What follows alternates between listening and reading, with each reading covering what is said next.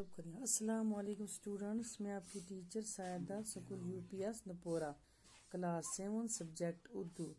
بچوں جو ہمارا ٹاپک تھا وہ تھا سری نگر سے کرگل تک، لیسن ہم نے ختم کیا۔ بچوں امید ہے کہ آپ کو سمجھ آئی ہوگی۔ آج ہم اس کے الفاظ معنی پڑھیں گے۔ پیج نمبر ہے 73، الفاظ معنی۔ چلو ہم پڑھتے ہیں۔ خطہ، خطہ ہو گیا زمین کا گھیرا ہوا حصہ، ملک، سرزمین۔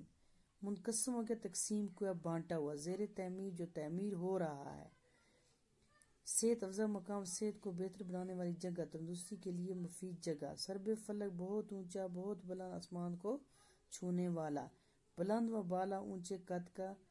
بلور، شیشے کی طرح صاف۔ شیشہ ایک معدنی چمکدار جوہر کا نام ہے۔ صاف۔ درہ ہو گیا دو پہاڑوں کے درمیان کا راستہ، گھاٹی۔ تیرتھ استان ہو گیا زیارت گاہ۔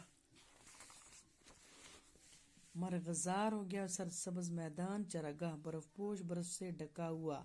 تحت نگاہ ہو گیا جہاں تک نظر جائے بہت دور تک۔ چٹیل ہو گیا وہ میدان جہاں کوئی گھاس یا درخت نہ ہو۔ لا منتہی، نہ ختم ہونے والا، جس کی کوئی حد نہ ہو۔ نباتات، نبات کی جمع، پودے، سبزیاں، ترکاری۔ جدید طرز، نیا ڈھنگ، نیا طریقہ۔ شمس سے توانائی، دھوپ سے حاصل ہونے والی طاقت۔ حیرت انگیز، حیرت میں ڈالنے والا، حیران کرنے والا۔ ایندھن ہو گیا جلانے کی چیز، لکڑی۔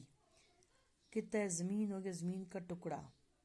شرح خواندگی، پڑھائی کی شرح۔ پڑھے لکھے لوگوں کی تعداد۔ رغبت، دلچسپی، لگاؤ۔ نجی اسکول، پرائیویٹ اسکول، لوگوں کے ذاتی طور پر چلائے جانے والے اسکول۔ خلستان، صحرا میں وہ جگہ جہاں درخت اگے ہوں۔ اضافہ، زیادتی، باعث کشش، کشش کی وجہ۔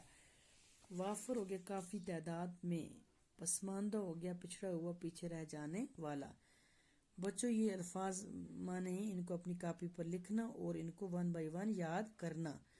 انشاءاللہ نیکسٹ ویڈیو میں ہم آگے اس کے کوسچن کریں گے۔ اللہ حافظ۔